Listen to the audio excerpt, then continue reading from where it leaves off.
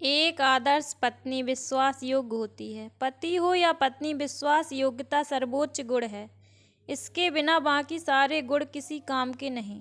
नीति वचन का लिखने वाला बड़ी खूबसूरती से लिखता है कि एक भली पत्नी अनमोल है, बेशकीमती है, क्योंकि उसके पति के मन में उसके प्रति विश्वास रहता है। दूसरा गुण, परमेश्वर का भय मानने वाली स्त्री अपने घराने के प्रति और अपने पति के प्रति विश्वास योग्य रहती है। चाहे उसका पति सामने हो या ना हो, हर परिस्थिति में वो विश्वास ही सच्चे रिश्ते की बुनियाद है। एक चरित्रवान स्त्री अपने अविश्वासी पति को भी जीतकर उसे विश्वास में ला सकती है। तीसरा गुण, एक आदर्श पत्नी अपने पति का आदर करती है। वो अपने पति की कमियों या गलतियों को विषय में किसी के सामने चर्चा नहीं करती, लेकिन जानती है इसे प्रेम से और आदर देकर प्रार्थना के साथ सुधार जा सकता है, और किसी भी रोती के आदर को कम नहीं करती। ऐसे पत्नी देर सबेर ही सही, लेकिन अपने पति के दिल को जीत लेती है। वो न केवल अपने पति का बल्कि अपने सास ससुर और पति से जुड़े सभी लोगों का आदर करती है। वो पति को अपना सिर मानती है।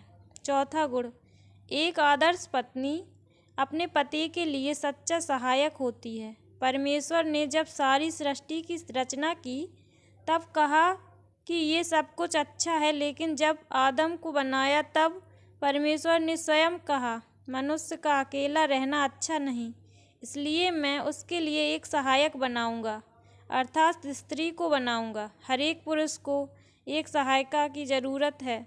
सहायक शब्द पवित्रात्मा के लिए भी इस्तेमाल किया गया है। जब प्रभु ने कहा, मैं तुम्हें एक सहायक अर्थात पवित्रात्मा दूंगा, मतलब सहायक कमज़ोर नहीं बल्कि हर दुख सुख में पूरे आनंद के साथ अपने पति की सहायता करना, यही परमेश्वर की भी एक पत्नी के लिए इच्छा है।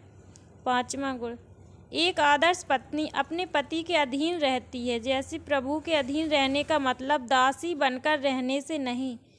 पत्नी दासी नहीं है, लेकिन घर का मुखिया पति है, जिस प्रकार से कलीसिया का मुखिया या सिर प्रभु यीशु हैं। हम बड़े आनंद से प्रभु यीशु को अपना सिर मानते हैं।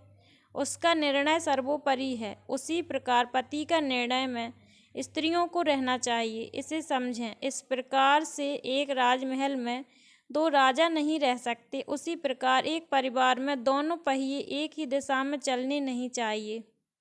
पति पत्नी दोनों को सोच विचार कर निर्णय लेने से परिवार बना रहता है। स्त्री परिवार को एक लीडर के रूप में देखती है।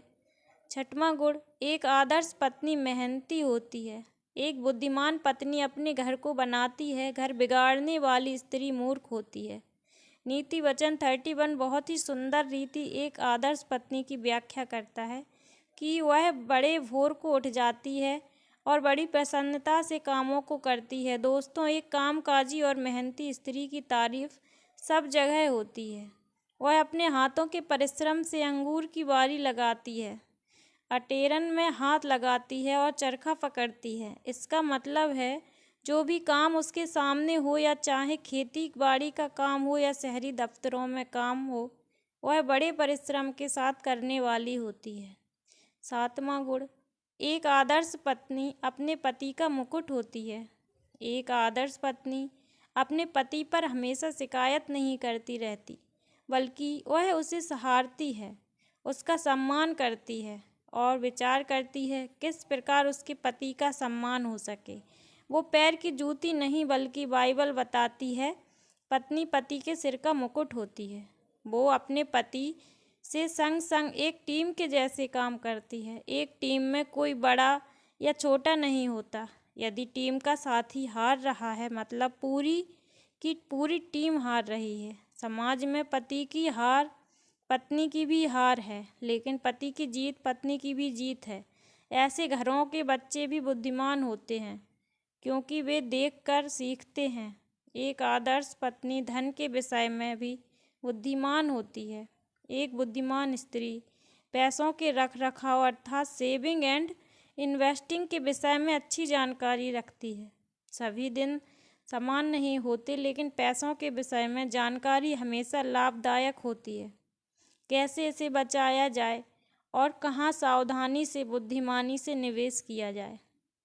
तो दोस्तों, आपको ये कहानी कैसी लगी? अगर कहानी अच्छी लगी हो तो वीडियो को लाइक कमेंट शेयर ज़रूर करें, और आप लोग अभी तक चैनल पर नए हो तो चैनल को सब्सक्राइब करके बेल आइकन को प्रेस करें। Thanks for watching.